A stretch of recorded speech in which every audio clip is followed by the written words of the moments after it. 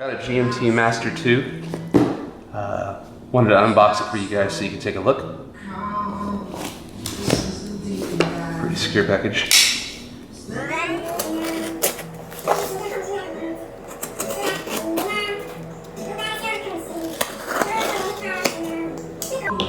Lots of tape on this thing, I guess. Don't want it to end up on the floor.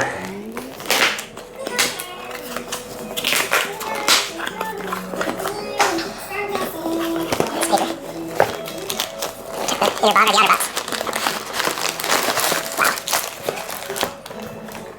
I'm actually pretty pleased to see this. Sometimes I've received expensive watches that are not protected at all. This one is, oops, very well protected.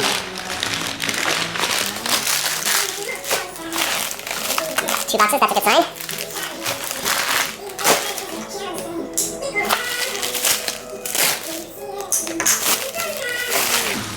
Alright, the first glimpse here. Outer box, inner box.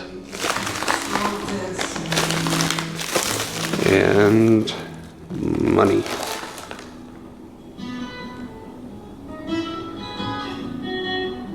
Oh, I'm excited about that, but let's start with the less exciting stuff first.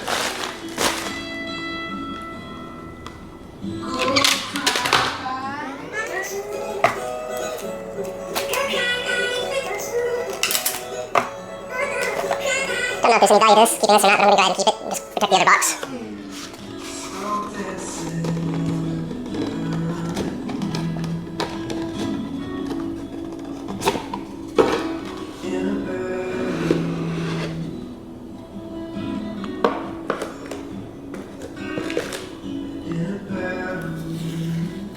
Oh, baby. Gotta admit, this is more exciting than I thought it would be. I've seen a couple of box openings and they kind of made me laugh a little bit. You know, the guys are getting way too excited, but kind of feel like I regret that a little. Maybe I was a bit too judgmental. No idea what that area is for. For some reason I thought it came with a polishing cloth, but I don't see one.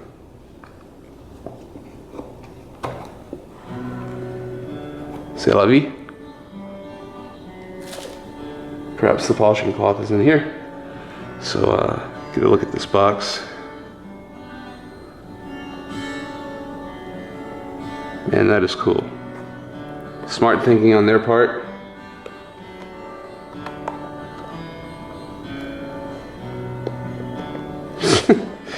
There we go. Protective barrier for the band.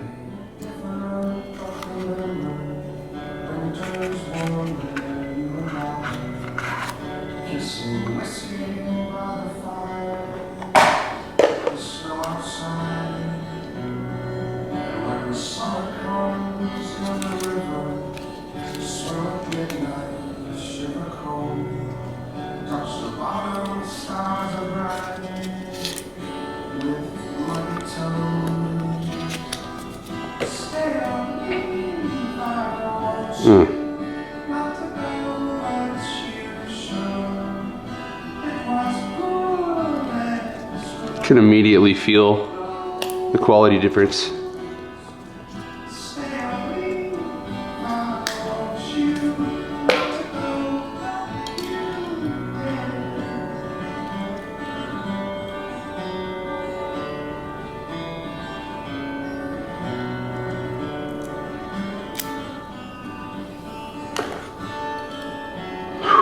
It's a beautiful watch. Smooth. 24 clicks.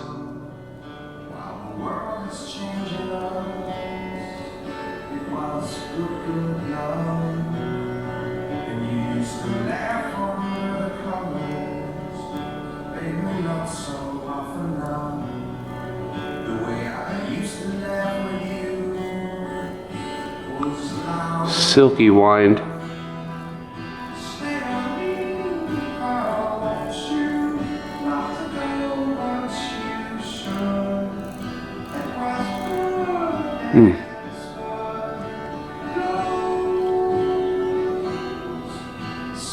It's a bit of a mess.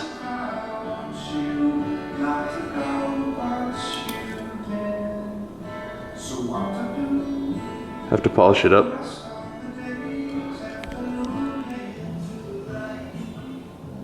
All cleaned up and ready to take a closer look.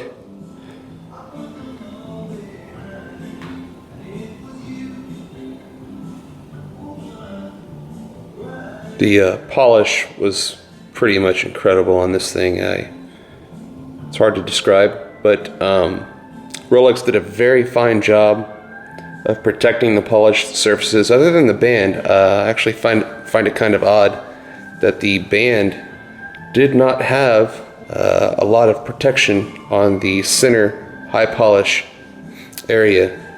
The clasp and the actual polished surfaces of the case were extremely well protected. In fact, to the point that I missed taking a couple off and wore it for a little while before I noticed that on these two polished areas there were little stickers protecting it. So got surprised by that. But again, I think Rolex overall did a very, very good job of keeping this thing protected during the shipping process. It's amazing the polish on that center section. It's going to be a bear to keep clean, I think, and it's going to drive me nuts if I scratch it. A little bit OCD on that kind of thing, but at any rate, the clasp is very, very solid, and it has a pretty cool feature that made it relatively easy for me to get this thing sized to my wrist properly. So I'd like to show that to you if I could. So if you've got one of those times in your life where you're feeling a little bit bigger than normal, this feature comes in pretty handy. So the back couple links here on the clasp, one's folded in on the other. It pops out and extends the band probably by about a half a link. And then when you work off that steak from Fogo de Chao, you just pop it back into place, and it's right back where it was. So I did remove a link and then let it out a half link, and it was absolutely perfect, straight the way it was. I did leave the stickers on the clasp. The clasp, as I understand it, is milled out of solid stainless, so when it's on, you don't have to worry about it coming off. It's very, very confidence inspiring. Never do I feel like I've got to worry about the clasp failing. But all in all, I like that design. I like the feel of it, and I think that it's an excellent way if you're going to redesign something, do it right. Now I know that Rolex has some better technology for micro adjusting bands, but frankly, I think that this is more than enough. All right. The ceramic bezel is stunning. Very, very, very high polish. I like the shine that it has to it as opposed to a metal bevel insert that might appear a little bit more matte.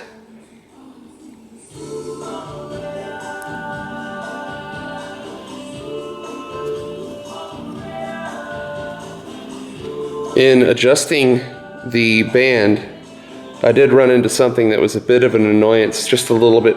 The pucker factor was a little bit higher than average, but when I did take the link out,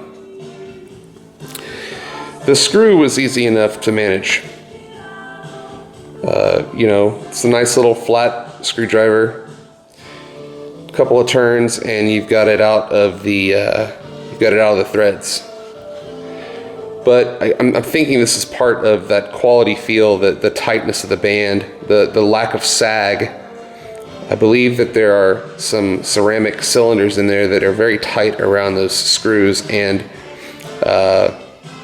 once I had it out of the threads, I wasn't able to use my fingers to pull the screw out, so I actually had to take a paper clip and push it out from the other side, which was a little bit nerve-wracking, but all in all, no damage was done that I know of. I don't think I'm going to be able to capture the etching on the face, but I'll try. You can see Rolex is around the inside there. I like that touch. But at 6 o'clock, there is an etching on the face. I think I might have gotten it. Oh, I had it for a second. But just hovering above the 6 o'clock dash, there is a small Rolex logo etched into the sapphire, which is really cool.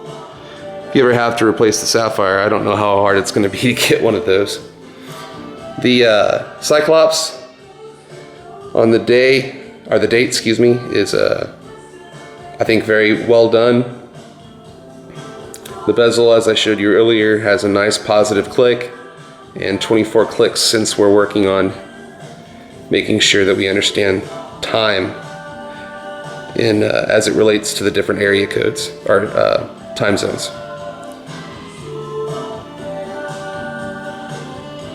All in all, I'm ecstatic. I think that this is probably my favorite watch now. The old IWC is probably going to take a back seat for a while. This one's going to get a lot of wrist time. Hope this was helpful.